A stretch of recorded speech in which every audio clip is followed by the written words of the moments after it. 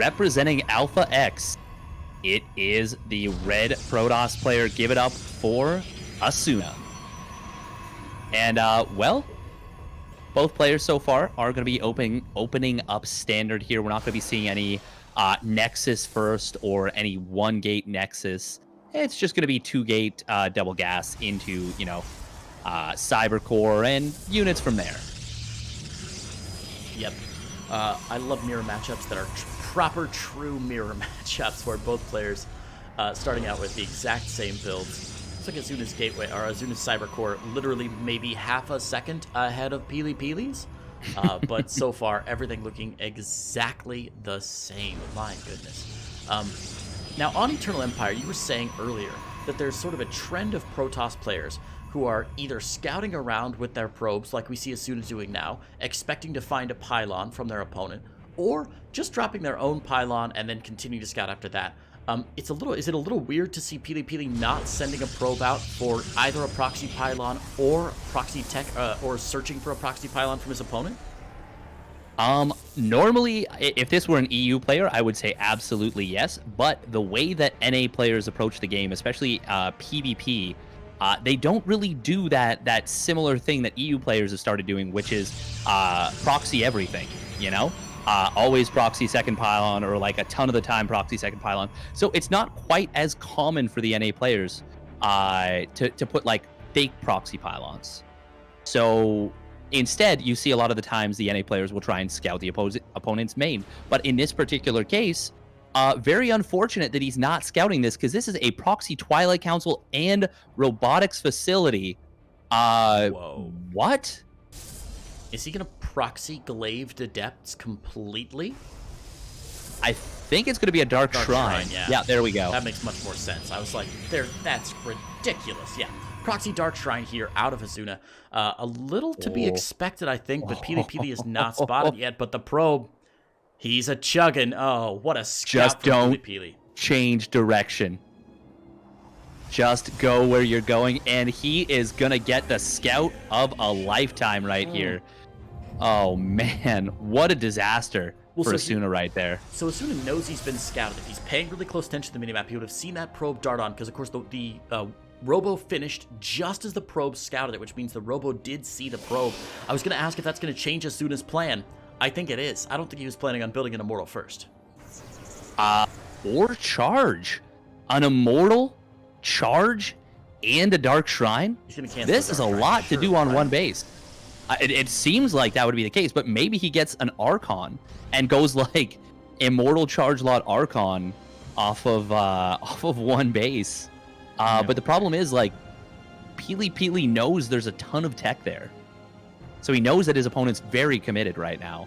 And it's all powered on one pylon, baby! Oh what my is God. This? Come on, North America. These games aren't wacky enough for me. Send me something crazier than this. It's just not enough. Right? Full NA. Full NA coming down in this series. Oh, man. And as soon as responding, of course, down south from PiLiPiLi's base, we do see that proxy gateway, I believe. But yeah, this is not quite as crazy. That's just for speed warp-ins. We're going to see some, I imagine, charge lots going up into the natural from the south side to reinforce a little bit more quickly. How many gates does he have down right now? He is going to have 4 gates once this one finishes, and it is going to be a couple of DTs coming in for Archons. And this is a cute little thing that happens. Once the gateway finishes, however the progress is based on percentage, and then it starts fast warping in. It's very neat. I do like the Archon theoretically to break force fields, but PiLiPiLi, oh, he must have, yeah, he knows that there's no Nexus at the natural, and he builds 3 more shield batteries. This is really, really smart from PiLiPiLi. He's going to have a tough time, though. Oh, God, these shield batteries getting targeted down so quickly. Yeah, first 2 down. That 3rd one, 4th one, and 5th one are going to finish those, so there's still 3 shield batteries, and that's what Asuna wanted to do.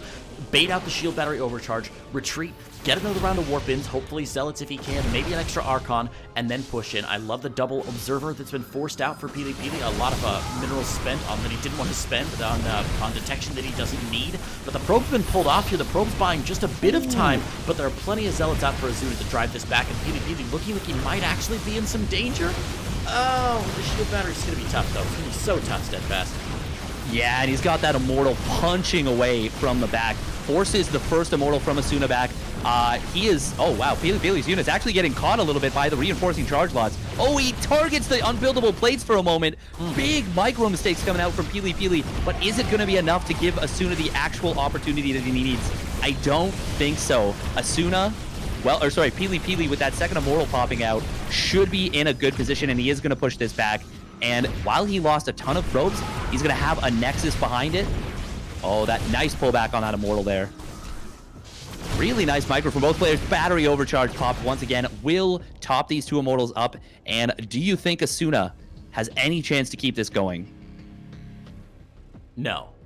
No, he definitely doesn't. He's not building. I thought he might, maybe after that first partially successful attack, maybe try and drop a natural and macro his way out or something, but he's just going so all in right now. He will catch some Adepts, which, okay, whatever. Ooh. But now those Adepts spot the low gateway, that gateway on the south, and now Asuna has been spotted completely. So I'd love to see PiLiPiLi, honestly, moving maybe a Stalker or something up to the north side to try and depower all the tech in the top side, or as he's doing now, move this Warp Prism down to the south. Maybe could he load up 2 Immortals and maybe just depower all sorts of stuff here, because Azuna's not guarding any of his tech right now, leaving himself in a very risky position.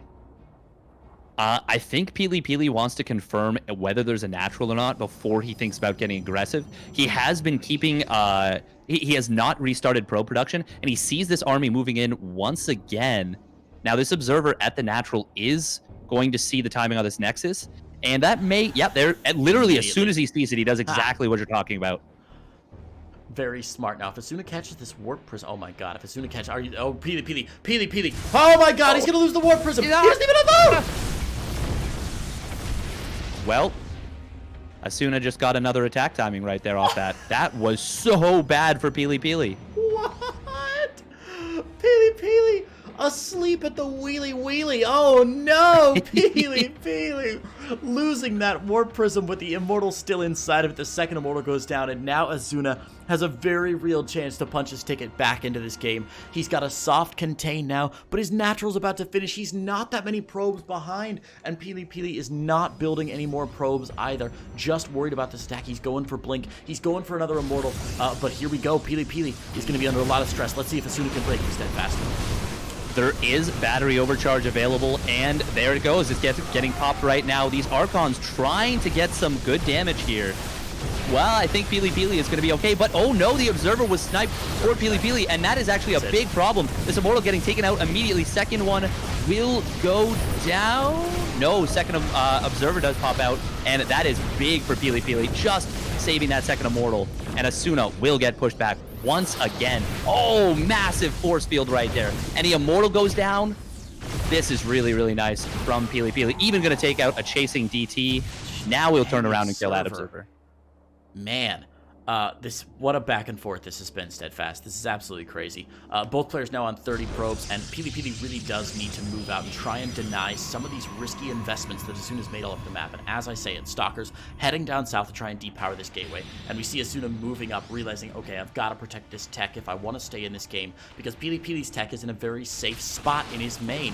And everything out for Asuna is in danger now of being depowered and becoming dysfunctional for the course of this game. So that's a big, that's a little win for PiLiPiLi. But if he can depower those tech units in the top left of the Eternal Empire, he'd be home free this game.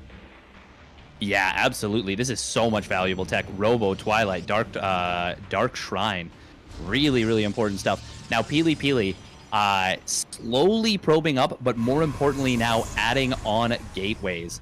Going to be bringing him up to 5 gateways, even a Dark Shrine coming down. And, well, he does have Blink in these Stalkers, so he can shark around a little bit. And he is going to look for a little bit of damage here. Archon will get pulled back, and PiLiPiLi, some nice Blink control. Oh, very nice Blink control, in fact. Really, really sharp on these Stalkers, making sure that Asuna can't just turn around and find what he's looking for. But a nice little, well, Blink forward on top of the Sentry. PiLiPiLi, though, still microing very sharply, and he keeps those Stalkers alive. What does PiLiPiLi have alive at the 6 o'clock? of this map right now. There's a little blue speck. Oh, it's the Warp Prism. I wondered where that had gone. Oh, get into the main. Force a recall. PiLiPiLi, you beautiful madman. There ain't nothing here to defend. No photon cannons, no units back home. And he's even going to move over to the north side as well. And it looks like there's going to be a big fight at the north side. So I think he's going to bait out some warp-ins from Asuna at the north side. And as soon as the warp-ins have been baited out, he's going to go into the main base without Warp Prism. A little bit of an overzealous blink from PiLiPiLi. We'll lose a couple of stalkers for it, but that is going to, as you said, open up the main base. The Warp Prism is going to head on in there. Big recall. Oh, he's going to lose 2 Immortals, though. That was very costly. Meanwhile, double Dark Templar coming into the main base. Where are the observers for Asuna? Well, there's one, and it is in the top of the map, but Asuna has a pretty decent army value lead at the front where the fight is going to be taking place. But can he deal with Dark Templar defensively? Man, I don't think so. We're going to see all the probes going down. This is really Asuna's last stand here. He's got to make something happen because there's no detection at all. Probes from Pili pulled off the line here, but the shield battery overcharge still going on as the army supplies neutralized. Shield battery's actually depowered. Really interesting choice from Asuna there to focus fire down the pylon. That does make things a little bit scarier for PiLiPiLi, but he's still got economy, and Asuna simply does not. 17 probes have gone down, so unless Asuna can break him completely here, this game is over. Yeah, the Immortals doing very well against those Stalkers, and with the reinforcements, will help out. Finally, PiLiPiLi realizing his opponent does not actually have detection, and he will warp in that DT, and that should be, well, it's at the very least going to be enough to push back these Immortals. Asuna, the fact that he's made this game even close is really impressive. Really, really nice, like, battle micro. Just targeting the right units, targeting that pylon to depower the shield batteries. But this is, well, this is the big shutdown unit. Man, that Disruptor Ball doing a little bit of damage, not quite enough, though. He needs to save that Disruptor, get that thing off the ramp, buddy. There's also, by the way, Zealot warp in at Asuna's natural base, so a couple Zealots in the Warp Prism there. Coming back home right now, forcing a lot of lost mining time for Asuna. And yeah, Asuna finally runs out of gas there, Steadfast. Just not quite enough. And PiLiPiLi holds against a very strange build order from his opponent, Asuna. A really powerful one at that, though. That was really close to being extremely effective. Very cool play, though, from Asuna, but 4 battery overcharges. That's the worst thing you could possibly say to a player. Wow, that was really close to being effective. Well, it sounds like a very backhanded compliment. Oh my gosh. What a game one. This series already paying for itself, Steadfast. Game number 2 coming down on Pillars of Gold. And as soon as we get our players in here, we'll get going. Remember, guys, we do have one more series left to cast after this. I think it's a TVT after this, maybe? Got, who's left? Yeah, Future versus Masa after this. Ought to be a fun one. Yeah. NA just stacked, man. This DreamHack lineup full of the best players that NA has to offer. Steadfast, are there any players that we haven't, like not the players we're casting now, just so we're not playing favorites? Are there any players at NA that you're really looking forward to seeing the rest of their games? Like anybody who you're like, oh man, I can't wait to see what they can bring to the table? It's got to be Estrella. It's got to be Estrella. He has had so much hype around him for such a long time, right? Because, you know, Max Angel, his name, you have to assume he's going to be amazing. Of course. And for a very long time, he didn't necessarily live up to the hype. A lot of potential, but not quite getting those last puzzle pieces in. Right.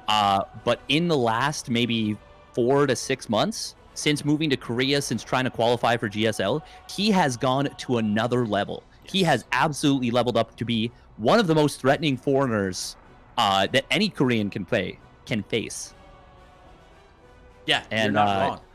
Playing in the GSL itself is an incredible mark of honor for a foreigner, even though I think he got knocked out in the very first round. But still an incredible mark of honor for him to get into it. And as you said, when he was living in Korea, really putting on a lot of miles onto his StarCraft 2 account, that's for sure. I believe he's back home now because of the way that the international nonsense is all going on, but I'm not sure, but I feel confident he'll want to return to Korea and he'll want to compete again, because as you said, just tearing things up right now, and we could see his growth just skyrocket once he left the country. So couldn't agree with you more. Estrella, one of the players to watch. I think currently undefeated in the group right now, and certainly going to put on a heck of a show. So if you guys haven't checked out Estrella's stuff, after this cast, of course, join Renegade and checking out some videos for Estrella. Well, let's hop into game number 2 here between PiLiPiLi and Asuna.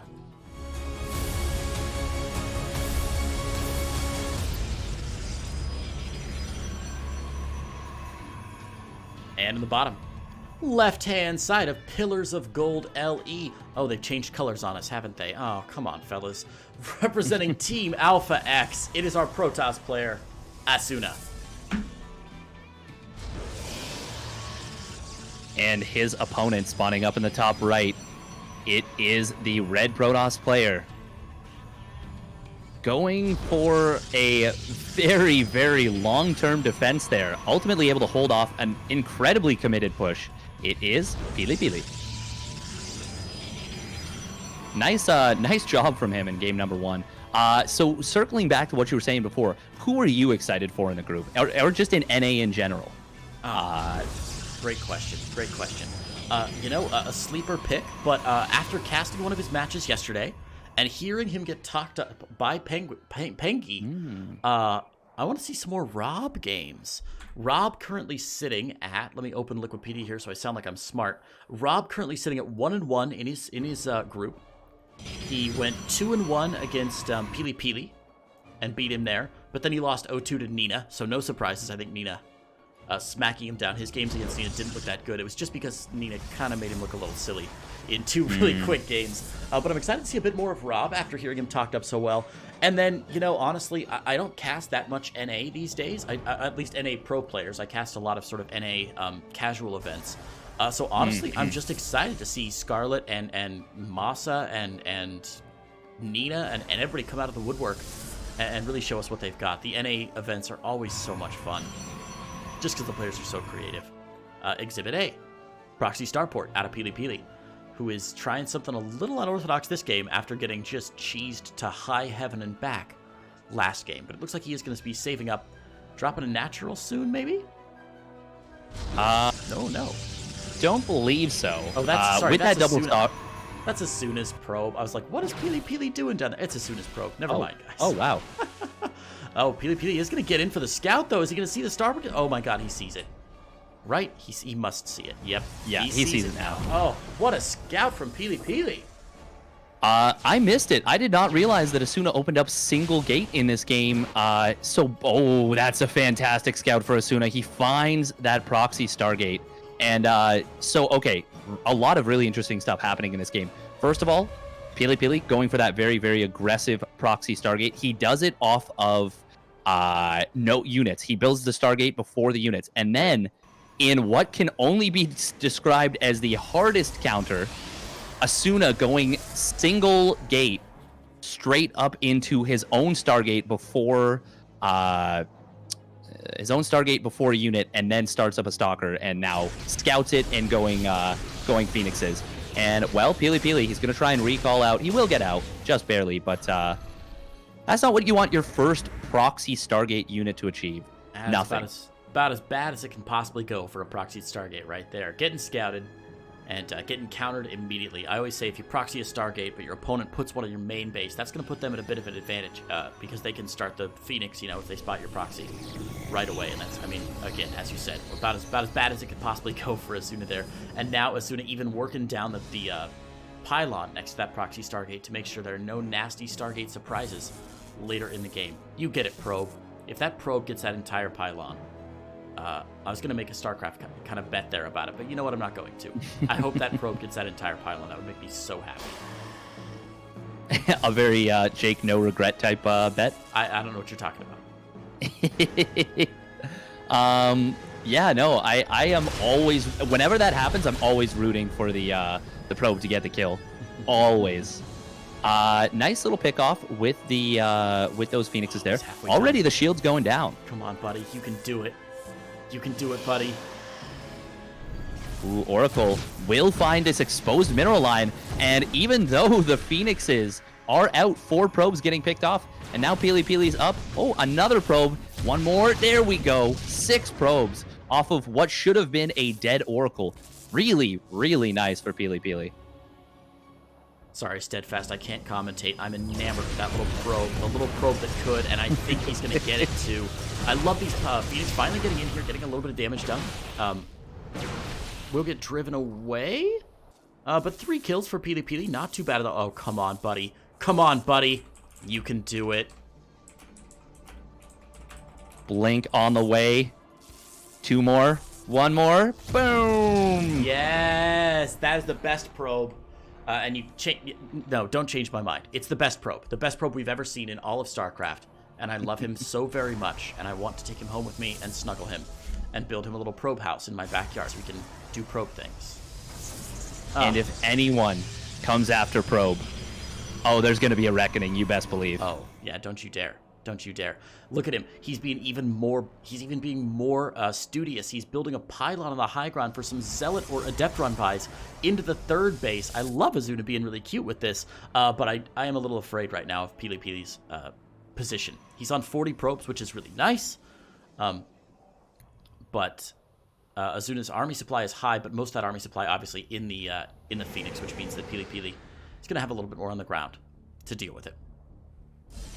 Yeah, a very interesting thing that Asuna not going double Stargate Phoenix, but going for consistent Phoenix production. Usually you only go for like 4 or 5, maybe 6 Phoenixes. He's going up to at least 8. And that's a little bit weird. Ooh, proxy gateway coming in. Oh, God, where'd that probe go? Where'd the probe go? Is he okay? He's in the middle of the map. He's fine. There he is. Yeah, that's probe my watch, boy. Probe Watch 2020. He'll be fine. He's going to miss the move out as well from PiLiPiLi. PiLiPiLi's going to go ahead and move out here. A lot of stalkers down. Now, there are plenty of Phoenix, by the way. These Phoenix can all, like, lift up every single stalker in the entire game. And with the 2 Immortals now, Asuna's army looks really scary. What does PiLi have back home to defend this? No shield batteries at the 3rd. That 3rd base may as well just bend over and kiss itself goodbye. There's no way he's going to rescue this with no shield batteries and with no real heavy-duty units here. I'm a bit concerned for PiLiPiLi's position, actually. Yeah, I think he should sacrifice this base. I don't think this is really holdable. Not with 2 Immortals here and none of his own. Now, oh, that's neat. Okay, Whoa. Very cute. After killing the Observer, he hallucinates some stalkers. But, wow, this is a really nice fight for Asuna to start things off. It is, because PiLiPiLi actually forcing a lot of lifts on those hallucinated stalkers, which is really smart. So a lot of that Phoenix Graviton energy getting wasted on stalkers that don't really exist. That going about as well as it possibly could have for PiLiPiLi. The army supplies were evening up there for a moment, but now that Asuna can warp in from the front lines with that forward pylon on the high ground, he's going to be in such good shape this game. 47 army supply to 35, and again, PiLiPiLi very low on those shield batteries. But the Dark Shrine coming down, maybe that'll turn things around for him. Yeah, I don't like the concept of Asuna trying to push up in here. I really like the concept of him taking a 3rd base, which is what he is going to do right here. PiLiPiLi, also good decision in this scenario. I like the Dark Shrine, especially after sniping his opponent's Observer. The problem is, with Phoenixes, it's going to be really hard to keep your opponent from sniping your Observers, and therefore keeping them from having Observers. Right. Real long supply block, by the way, from PiLiPiLi there. Just finally getting those last couple pylons down as he warps in a few more Zealots to deal with this. The Zealots are going to go ahead and head out. I think the whole army actually moving out for PiLiPiLi. Not sure if he's just going to try and secure a new 3rd base or if he's just going to go for it. Looks like probe production fairly even on both sides. Here come those Phoenix, and this means the probes for PiLiPiLi are all going down. But he's not retreating to deal with it, which means PiLiPiLi on the warpath wants to win right here, right now. And, well, now he kind of has to. 13 probes just got massacred. And Asuna, he's now the one who has to make a tough decision. And I think he should be canceling this base. That is a lot of Zealots. And charge is about to be finished up. Oh, Asuna with no shield batteries. I don't like it. I don't like the concept of trying to hold these bases like this. There's only 1 Observer, by the way. DTs could be in this fight. They warp into Archons, but if he snipes the Observer, he can warp in some DTs and do some real damage in the backside. I love that he's using the Archons, of course, to bulk up his army just a little bit. But yeah, Asuna should not have let this base finish. That's a bit of hubris on the part of Asuna, and I think he's going to pay the price for it. Phoenix coming in with the lifts here. It looks like there's a big engagement, Steadfast. Yeah, that was a really nice spread on those Phoenixes. Now he's going to go after the War Prism. Will get it taken down. Big blink forward coming in from PiLiPiLi. Going to take down 1. 2, and even a third immortal going down. Now, one of PiLiPiLi's immortals getting lifted right here will get taken out, but there is so many Blink Stalkers and Archons still alive for PiLiPiLi, and Asuna making a critical blunder, trying to hold that third base, and PiLiPiLi is going to make him pay. Wow, really bad target fire there for PiLiPiLi. Targeting the cannon, then the pylon, and finally the shield battery. And that will actually give Asuna the ability to push this back. That was a huge overcommitment from PiLiPiLi, and a really, really big miss micro on that shield battery. The observer's gone, though. The observer's gone. There's nothing to detect this at all. The DT's going to run rampant now in Asuna's third base here. Going to push him back. Oh, man, PiLiPiLi, just go for it, man. He's warping in 2 more DTs. Just send those DTs forward. What is he waiting on? He can't sit back and win this game off the back of his economy. He's lost too many probes. PiLiPiLi has forgotten that he has to win, and he has to win now. He's going back home, Steadfast. What? No, PiLiPiLi's going back home. And especially highlighting the importance of that. These Phoenixes are like out of energy. They have no lifts. The more time you give them, the more time they're going to have to collect value and be able to, go for more economy harass, more probe pickoffs. And they're going to be able to get more energy for lifts defensively as well. Now, of course, you can't lift Archons. And PiLiPiLi being like, I'm going to make only Archons, which is nice. But as you said, the longer this goes on, even though they're both on 2 bases, this is going to favor Asuna more and more. Also, +1 attack being done is a big deal for Asuna. PiLiPiLi had the chance. He definitely had the chance. Now there's a cannon down at the third base to stop those DTs from getting in. And the Phoenix running rampant in his made it his natural. 10 more probes going down. It looks like PiLiPiLi has really thrown away an opportunity here. He had such a good engagement there. A little micro mistake, and now he's got to try and win off the back of his definitely last fight. Yeah, that's it. Very, very strange game number 2. But Asuna ultimately will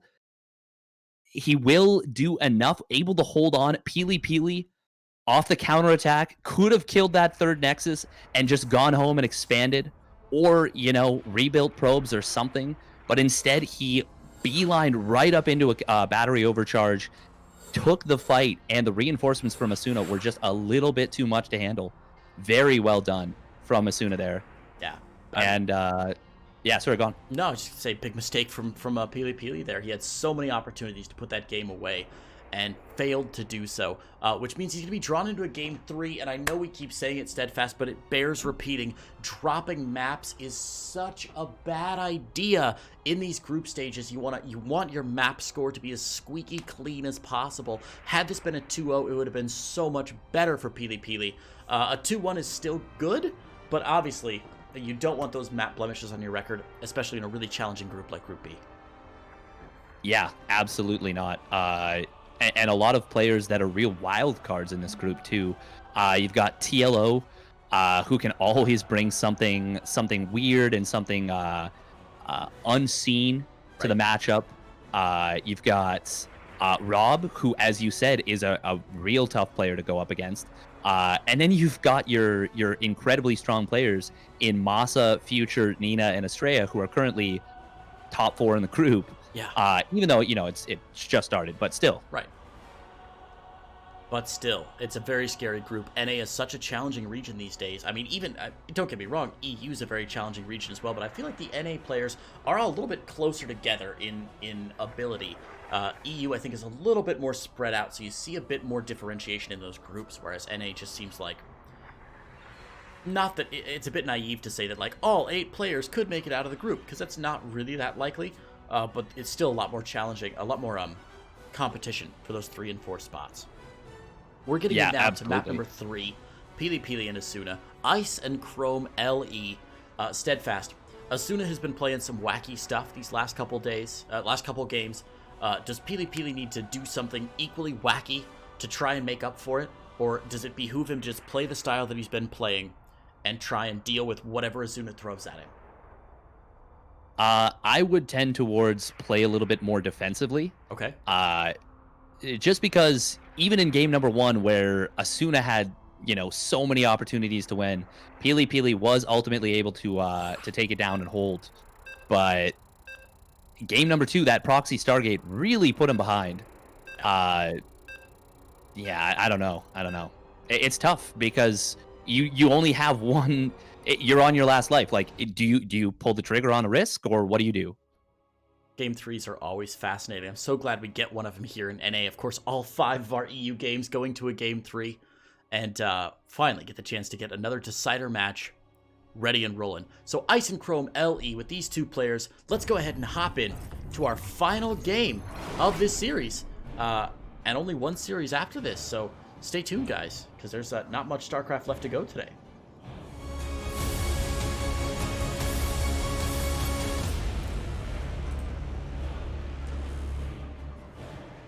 And spawning in that top right-hand side position in the blue from Team Alpha X, it's our Protoss player, Asuna. And his opponent spawning down in the bottom left. It is the red Protoss player. Had his opportunities in that last game, but ultimately falling just a little bit flat, a little bit of an overcommitment. It is PiLiPiLi. And yeah, he's got to be, if he looks at that replay, he is going to be like, seriously? Like, it is going to be one of those facepalm moments for sure. Facepalm moments, man, I hate those in my replays as well. I feel like I have them all the time, but they're for much less interesting reasons in my replays, at least. These players can be like, oh, at least what he did was kind of unique and cool, whereas mine are just like, oh, right, I forgot to rally my drones on my third base, and they're all just waiting outside my hatchery. Cool. Good work, Creighton. Good work, buddy. Ooh. Okay. So this is very interesting from Asuna here. So he starts a second gateway, and then upon... I'm not actually sure what he saw. Upon seeing no cannon rush, maybe? Is that what it was? I'm not sure. He cancels it and starts up a cyber core basically as the gateway finishes. So it very interesting, unique new approach to that. I was pretty sure in game number 2 he had actually started a second gateway, and then when I looked back and saw only one, I was very confused. Right. So that is what he did, and that's very neat. Yeah, interesting. Now, PiLiPiLi is going to see it. He's got that probe in the main base, so he knows what he's up against now. He's like, all right, I see what you're up to, cyber core. And does this mean Azuna's going to go? Yeah, I mean, Azuna's got to go for the expand, right? Yeah, that would be my expectation. I would love to see PiLiPiLi actually throw down a pylon there. It is going to be a Stargate first. Okay, so he will... very similar build to last game, actually. And I'm not sure if PiLiPiLi saw that it was one gate. I think he did. But if he did, that's probably going to let him know, like, yeah, it's probably another Stargate. But it might have looked like a Nexus, so I don't know. Interesting. Well, Asuna does have that Nexus. Pardon me. Yeah, you're right. Sorry, it does have that. You know what? I'm losing my mind, Steadfast. We're on hour 7 of casting today, and everything just turns to mush. I don't know if anybody in chat has ever casted StarCraft for long periods of time, but it's I liken it sometimes to like. Do you remember how your brain felt after you took the SATs when you were? Did you take the SATs in Canada? We do not. No, we have some other standardized tests. Okay. There's one in like grade 3, grade 4, and then they ask if you can read in grade 10. Okay, that's good. That's a good system. Well, think about your exam week or something then at university. Like after taking a big 2-hour exam and you walk out and your brain is just like mush. That's what casting StarCraft feels like for me, because you have to be like actively studying the entire thing, but then you also have to activate the other side of your brain and like think about ways to talk about it and tell the story and everything. And after about 5 or 6 hours, I just get so exhausted mentally that it's hard to like keep up with the action, much less talk intelligently about what the players are doing. Yeah, no, it is seriously a really, really mentally exhausting thing. Now, obviously playing, same concept, very, very tiring, very mentally taxing, especially, you know, when you're playing against very intelligent players. It's similar to chess. Like, players are burning a lot of calories doing this. Like, it is a highly intensive mental requirement, but casting by having, I'm not saying it's harder to cast than play, don't get me wrong, right, but by having to constantly talk about stuff, like you said, it introduces such a such an additional aspect of it. Oh, double lift here, not the play there. It means that shield battery is able to keep the second probe alive. But yeah, to speak to what you're saying, it can be really tiring. We're not making excuses or anything for our casting because I feel like we're still doing a great job, Steadfast. It's just oh yeah, you're definitely nailing it. I can feel myself. Oh, you're doing great too, but I can definitely feel myself like I'll introduce a topic and then sort of peter out, and then 15 minutes later I'll be like, did I talk about that? Because I forgot. Hey, the Phoenix gonna find some damage there though with a natural 3 kills. Oh, PiLiPiLi? Okay, he's targeting his own assimilator there just for fun. It's fine. Don't worry, guys. They're just getting some energy out, some anger out, not killing those Phoenix. But the Phoenix gonna get a couple more probe kills, a total now of 5 probe kills. No Phoenix have gone down. Honestly, that's pretty decent damage here for Asuna. Yeah, that is really nice. It's and it seems like Asuna's found himself a pretty nice way of playing the matchup. He's even going to kill off this Adept before the second Shade. Yeah, that's fantastic. Units lost very much in favor of Asuna right now. And he why? Take a third Nexus, my dude. He loves so much going for these one base, these 2 base plays. Why though, is my question, you know? Like 3 base play is so much more dominant at this point, and with the micro we've seen from him, the decision making, the multitasking, I think he can definitely play 3 base style and be good at it. I'm just very surprised. You know, tournaments are so weird. It's always different. Did that hallucinated Phoenix just kill the other hallucinated Phoenix? That was a real Phoenix, wasn't it? Yeah, it was a real Phoenix. You can see how it does not get a kill for it though. It doesn't show up as a real. You get a kill for a build? Ah, man, come on, Blizz. Anyway, yeah, I feel like tournament position, their tournament play, slightly different than what you're going to see normally from these guys. And I know Asuna does occasionally does often do, you know, 3 base play, more common builds and everything, because I've seen him. Some of his replays for sure, but then some of his other tournaments he plays a little more standard. But obviously the big money on the line right now at DreamHack, 35 grand here in this tournament, and more if you make it on the next tournament. So I think the stakes are just too high right now, and he's trying to rely on what makes him uniquely strong as a player, which are these sort of 2 base timing pushes that he seems to be really good at. But yeah, I agree, a 3 base would be a lot better, just generally. I think it's more widely accepted. Nice Phoenix push here. PiLiPiLi way out of position. Gotta get in here. 6, 7, 8, 9, 10 more gonna go down. Shield battery overcharge. Not even enough to save most of those probes. Very nicely done by Asuna here. He's keeping Pili in check. He is really, really keeping PiLiPiLi in check. So much damage getting done right there. Now, we are getting to a point where if Asuna does not get aggressive here pretty soon, he's gonna start to fall pretty far behind. +1 attack, farther along for PiLiPiLi.